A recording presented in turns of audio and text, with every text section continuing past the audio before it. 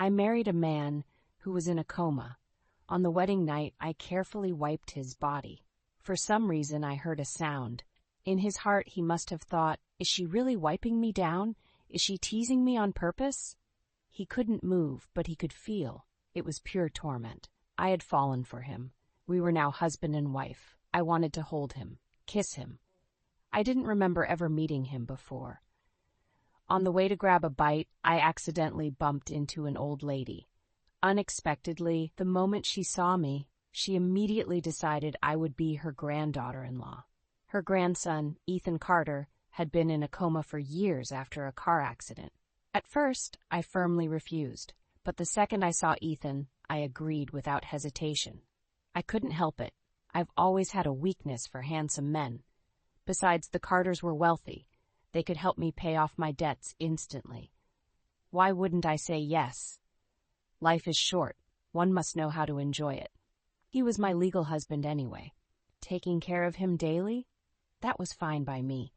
When my dad found out, he was surprisingly supportive. He said, "Don't worry, sweetheart.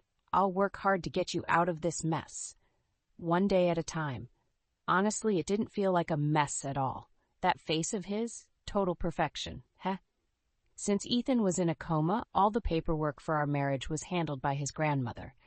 That wedding night, I sat by the bed, looking at my ridiculously good-looking husband, feeling just a little bit regretful. So handsome, yet unusable. What a waste. He had a private nurse, so I didn't even have to lift a finger. I just stayed in the room next door. His grandma told me, "Do whatever you like. Don't worry about a thing." Maybe she only married me to him for appearances, but I figured if I was going to be someone's wife, I should at least do something decent. So I went online and researched. Turns out there were many cases where people in vegetative states recovered. Why not try? My best friend Taylor said, her voice full of suggestion. I didn't expect that Daniel could actually hear me. That night, after wiping him down and talking a bit of nonsense by his bedside, I sighed, turned off the lamp, and went back to my room next door. Just as I was lying down, I suddenly heard a soft sound through the thin wall between us. I sat up immediately. The sound was faint, like someone shifting lightly on the bed. I tiptoed over and gently pushed the door open. The room was dim, and Daniel was lying still in bed, white just like always. Maybe I was overthinking it, but for some reason, from that moment on, I had this strange feeling, as if he was aware of everything I did and said. After that, I started talking to him more often. Sometimes silly things like what I cooked that day, or what ridiculous thing my neighbor's cat did. Sometimes I even told him about my debt collectors, or the time I tripped in high heels and twisted my ankle while pretending to be elegant.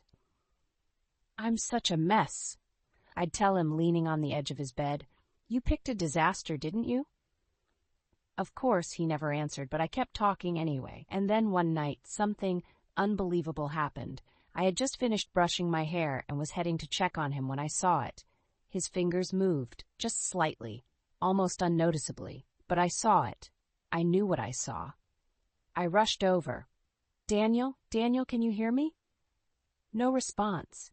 Not a sound, not a twitch. Maybe it was just a reflex. But my heart was racing. I sat beside him the entire night, waiting, watching, hoping. The next morning I told Grandma Carter. She didn't seem surprised at all. "Maybe he's starting to come back," she said calmly, pouring tea. "Keep doing what you're doing." So I did. Days passed, then weeks. And slowly, he began to show signs. Tiny movements, breathing patterns that changed when I spoke. A slight flutter of his eyelids. Until one day, just as I was reading a particularly dramatic romance novel aloud beside him, he suddenly let out a sound.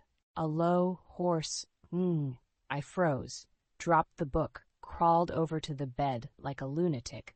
"Daniel, say something again." He didn't, but his fingers curled slightly, like he was annoyed, like he was reacting. That was when I knew he was listening. Everything changed after that. I started dressing better. I even wore light makeup, just in case he opened his eyes. And somehow, I found myself smiling more. Even though he still hadn't truly woken up, I felt like we were living together in our own quiet little world. Me talking, him listening. It was the strangest kind of romance. One-sided, possibly delusional, but also oddly comforting. Until one night, I was wiping his neck when he suddenly groaned, deep and low. I froze. His eyes fluttered, then opened. A pair of dark, focused eyes stared straight at me. "Sarah?" My heart stopped. He knew my name. He could speak. He was awake, and just like that, everything that had been peaceful and quiet between us turned into something far more complicated. Ever since Daniel woke up, my peaceful little world had gone up in flames. The first thing he said after opening his eyes wasn't, "Where am I?" or "What happened?" but, "Were you the one taking care of me this whole time?" I blinked. Yes." He stared at me for a long moment, and then he smirked. "Excuse me, sir, you were in a coma. For years. At least try to act like a humble survivor."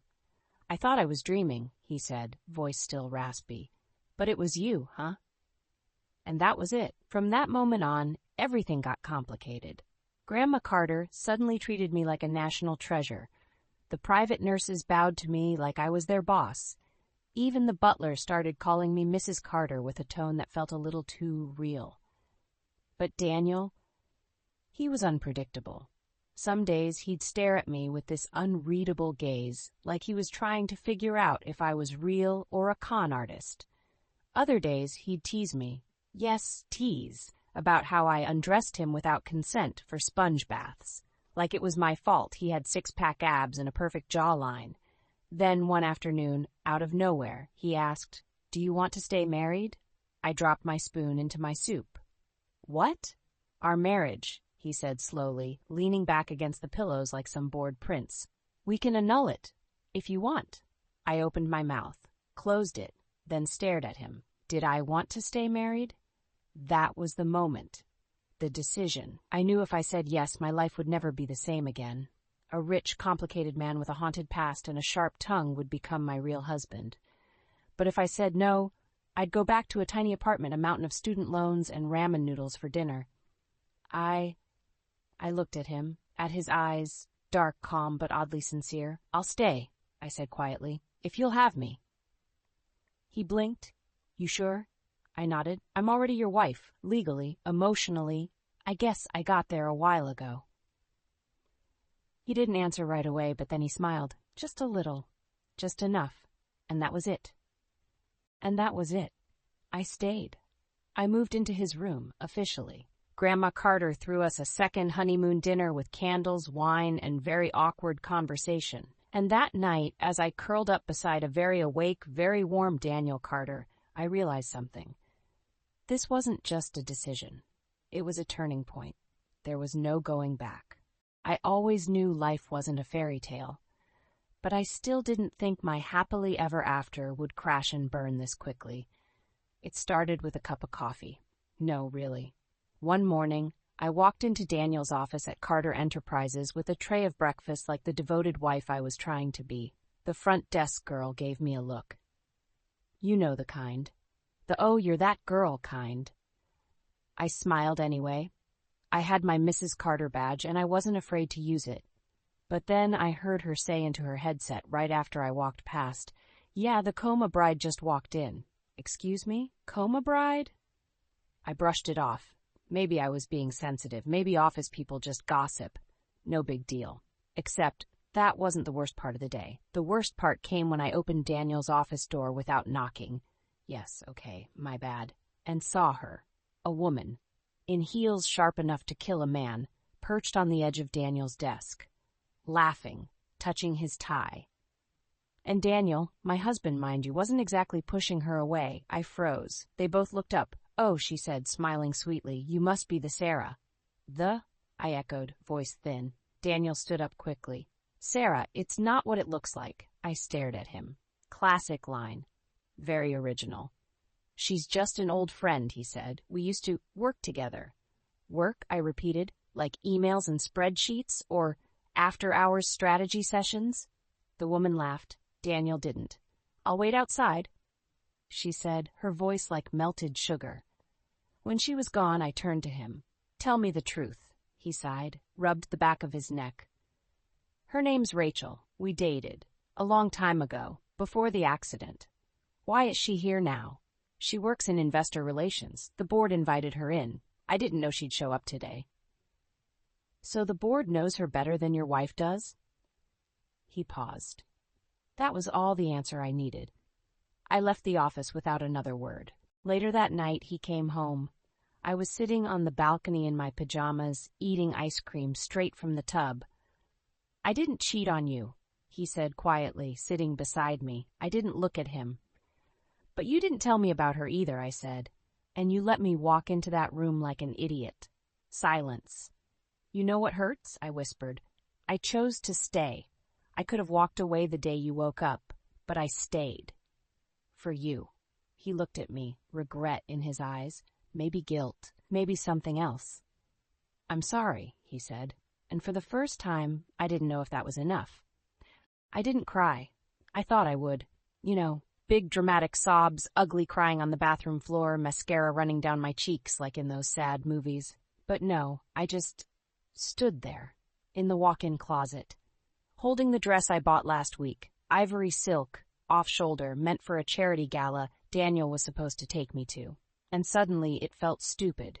The dress, the makeup, the carefully painted smile I practiced in the mirror every morning. All of it. For a man who didn't even bother to tell me his ex-girlfriend still had a key to his office. I sat down on the floor, dress still in my lap, and for the first time since Daniel woke up, I asked myself, what am I even doing here? Was I a wife? A placeholder? A project? A convenient fairy tale to tie up the loose ends of his coma story? Grandma Carter meant well. She adored me, always said you brought Daniel back to life. But what if the Daniel who woke up wasn't mine? What if he never was? That evening, I made myself a grilled cheese, packed a small suitcase, and left the house without telling anyone. I didn't go far, just to a modest apartment downtown that smelled faintly of new paint and freedom. It had one bedroom, creaky floors, and a temperamental shower. But it was mine. The next morning, I called Grandma Carter. "Sweetheart," she said, clearly startled. "Where are you?" "I moved out." Pause. "But why?" "I need to figure out who I am when I'm not wiping down a man in a coma or being Mrs. Carter." She was silent for a long time. Then she said very softly, "Are you sure, Sarah?" No, I wasn't, but I needed to be. "Yes," I said, "I'm sure." Daniel called. Several times. I didn't pick up. He texted, "We need to talk. I didn't mean to hurt you. Please don't shut me out." But for now, I needed space. Not because I stopped loving him, but because I started remembering how to love myself. I was halfway through a bag of Cheetos when my past came knocking. Literally, 3 knocks, then silence. I assumed it was my neighbor again, the sweet elderly lady who once brought me a whole lasagna because I looked heartbreak thin. But when I opened the door, I nearly dropped my snack. "Jake?" He stood there, same crooked smile, same unruly hair, and those same ridiculous boots he wore in college. "Hey, Sarah." I blinked. "What the hell are you doing here?" He scratched the back of his neck. "I heard you were back in the city. How?" "Mutual friends, Facebook, and maybe I checked your LinkedIn." "Twice. Charming. Jake Bennett. The man who once promised me the stars and then ghosted me halfway through our lease renewal. We were college sweethearts. Well, more like college chaos. He was a photographer with a dream. I was a romantic with no sense of direction. Together, we had potential. And heartbreak. Big, messy, soul-crushing heartbreak.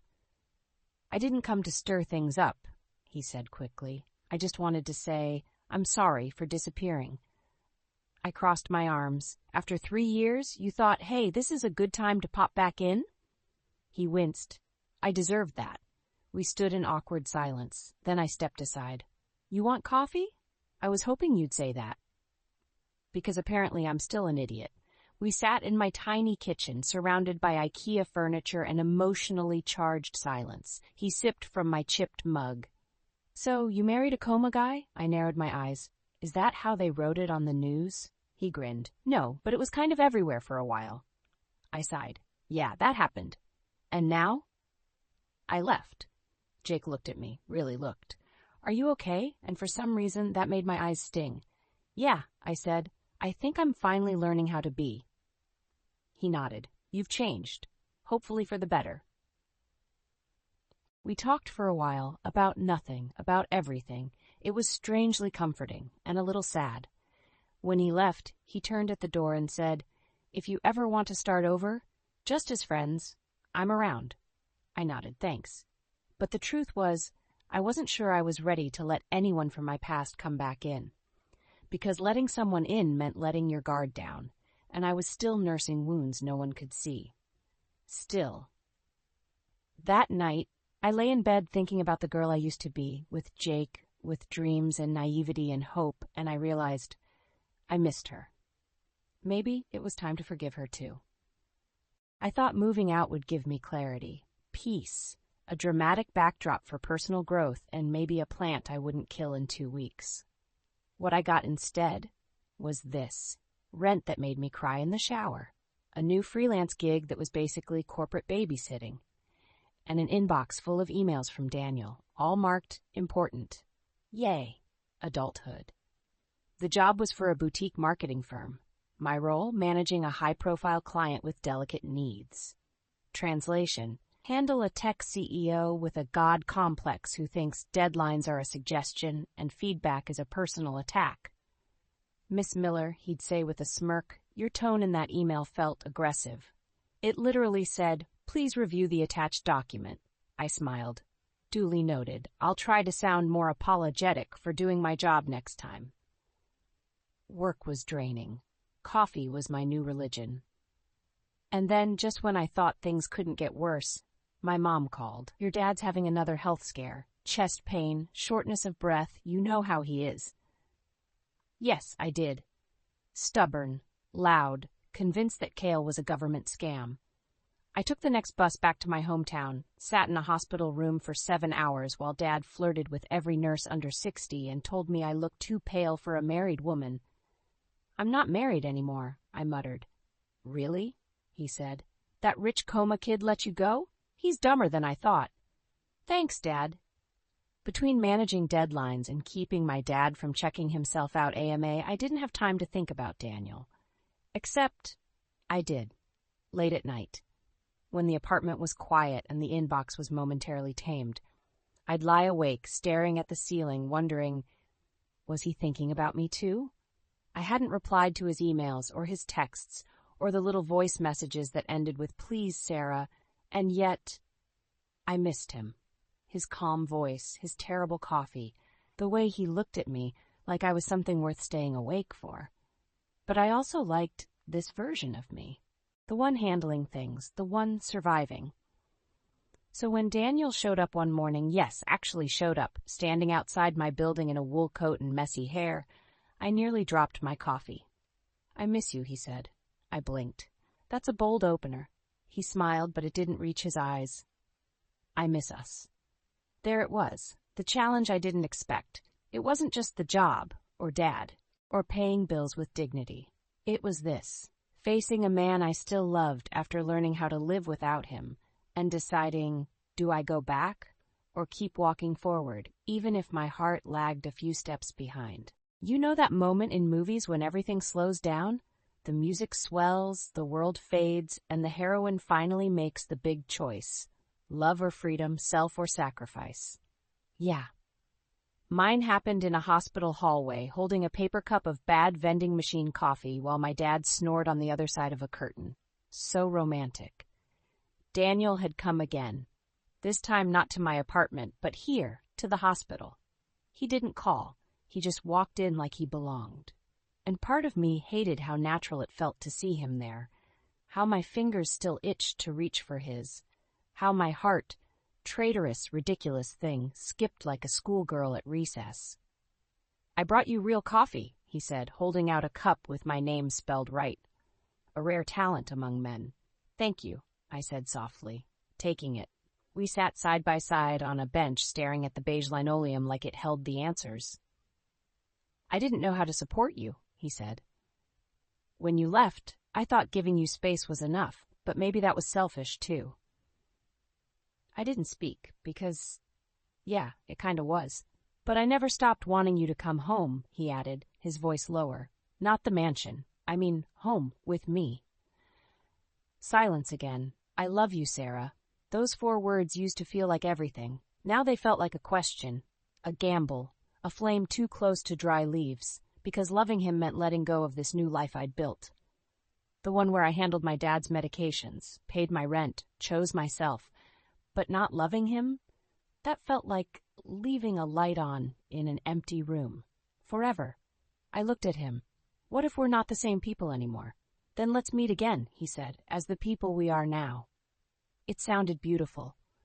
But later, as I sat beside my dad, watching the rise and fall of his chest, I thought about sacrifice. My mom never got to chase her dreams. She married young, worked late, and built a life on compromises. She always told me, love is choosing someone again and again, even when it's hard. But what if choosing someone meant not choosing yourself? I spent the night by Dad's side. Daniel had left quietly, like always, respectful, hopeful. Hopeful. At dawn, I stepped outside. The world was washed in gold and quiet, and in that quiet I realized something. I couldn't give Daniel an answer yet. Because I loved him, but I also loved the woman I was becoming. And maybe, for the first time, she needed me more. I wasn't planning to overhear anything. Really. I was just at Carter Enterprises to drop off a contract my boss forgot to sign because he was too busy arguing on Twitter about fonts. I wish I were kidding. The receptionist waved me through like usual. 3rd floor, he's in. He, being Daniel, of course. We hadn't spoken in days. Weeks? Time got weird when you're avoiding your feelings and living on granola bars. I told myself I'd just leave the file on his desk and sneak out. No big deal. But then I heard voices. Daniel's and another man's. Deeper, older, sharper. She can't know, the other man said. It'll ruin everything. I paused outside the office door. Don't you think she deserves the truth? Daniel said quieter. She deserves to live in peace, the man snapped. She's been through enough. Something cold slid down my spine. Then my name dropped like a stone. Sarah doesn't even know she was part of the trust, Daniel. That her mother worked for the Carters, that she was supposed to inherit nothing. You were supposed to be a temporary arrangement. I know, Daniel said, sounding tired, but it stopped being temporary a long time ago. The hallway tilted. I stumbled back a step. My mother worked for the Carters? What trust? What arrangement? Suddenly, every kind smile from Grandma Carter, every generous gesture, every open door, it all felt like a setup. I left the folder on the floor and ran. I didn't stop until I reached the street, heart hammering like a warning bell. I called my aunt, the only person in my family who didn't believe sugarcoating counted as love. She answered on the 2nd ring. Sarah? Did Mom work for the Carter family? Then, oh, honey. My world tilted again. She told me everything. My mom had been a live-in caretaker for Daniel's grandfather. Quiet, hardworking, discreet. After she passed, the Carters offered to help us out financially. But it wasn't charity. It was control. The arranged marriage had been the final bow on the package. I wasn't chosen because I was kind or strong or special. I was chosen because I was convenient. Back in my apartment, I sat on the floor. Again, I should have felt used, betrayed, furious, and I did. But mostly I felt small, like a chess piece that finally realized it wasn't the player. That night, Daniel texted me. Daniel, you heard. I didn't answer because right now I wasn't sure what was worse, that I had been part of a plan all along, or that somewhere along the way I had started hoping it was real. It's funny how you expect closure to come with fireworks, a grand gesture, a dramatic apology, something poetic like finding peace at sunrise or yelling on a rainy sidewalk like in a Nora Ephron movie. Mine came in the form of an envelope, no name, just my apartment number and a simple seal. Inside, there was a letter from Daniel, handwritten, slanted, uneven, honest. I won't ask you to come back. You deserve to choose that on your own. But I need you to know, everything I did after waking up, that was real. The coffee, The conversations, the way you said my name like it mattered. You mattered. Mattered. I read it once, then twice, then folded it neatly and put it in the drawer next to my favorite candle and the emergency chocolate. Because here's the truth. Closure doesn't always come from others. Sometimes it's just a choice you make. To stop bleeding for people who never learned how to hold you. I didn't call Daniel, but I didn't hate him either. I forgave him. Quietly, because carrying that weight wasn't brave. It was exhausting. At work, I asked for a raise. My boss blinked like I'd grown horns. I gave him a spreadsheet. I'd prepared 3. He gave me a promotion. At home, Dad finally admitted he liked kale. Don't tell your mother, he whispered, chewing miserably. I bought a new pair of heels, wore them to a friend's wedding, danced until my feet begged for mercy. And one night, months later, I stood in front of a mirror and said, I'm proud of you. Not because I'd survived a love story that fell apart, but because I'd survived myself. The girl who stayed too long, who tried too hard, who loved like a firework and burned in silence when no one clapped. She deserved to be seen too. I don't know if I'll see Daniel again. Maybe I will. Maybe we'll pass each other at a coffee shop and smile like people who once meant something. Or maybe we were never meant to last, just to change each other. Either way, I'm okay now, and maybe, just maybe, that's the real kind of happy ending.